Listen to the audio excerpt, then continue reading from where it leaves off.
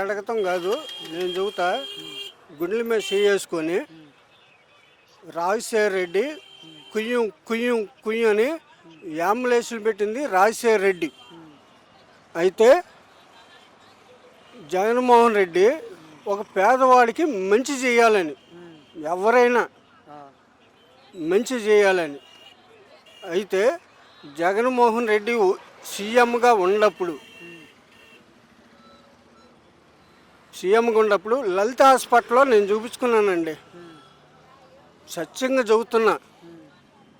గుంటూరు జిల్లా అనంతవరపాడు లలిత హాస్పిటల్లో నేను చూపించుకుంటే జగన్మోహన్ రెడ్డి సీఎంగా ఉన్నప్పుడు ₹1 బిల్ల తీసుకోలేదండి. లలిత హాస్పిటల్లో రూపాయి బిల్ల కూడా తీసుకోవాలి, అస్సలు తీసుకోలే. బిల్లలు కూడా అన్నీ కూడా నా గుండెకి బెజ్జం పడ్డదని చూశారు. ఇప్పుడు ఏమి లేదు, చాలా హ్యాపీగా ఉండ. ఈసారి జగన్ వచ్చాడనుకో,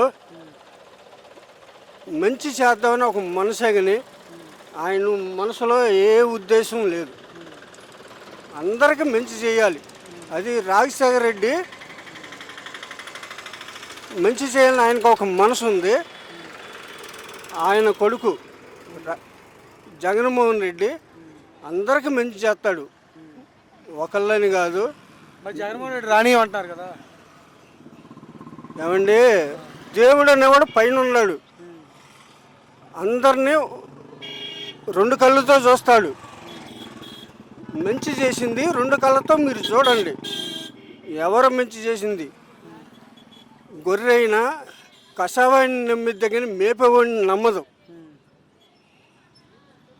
కనుక తెలవాలి, ప్రజలకు తెలిస్తే ప్రజలే తెలుసుకుంటారు మన సీఎం ఎవరు. ఇప్పుడు వాళ్ళనే సీఎంగా ఎన్నుకుంటారు రాబోయే కాలంలో. పక్కా జగన్. ఇంకెక్కువ మాట్లాడను.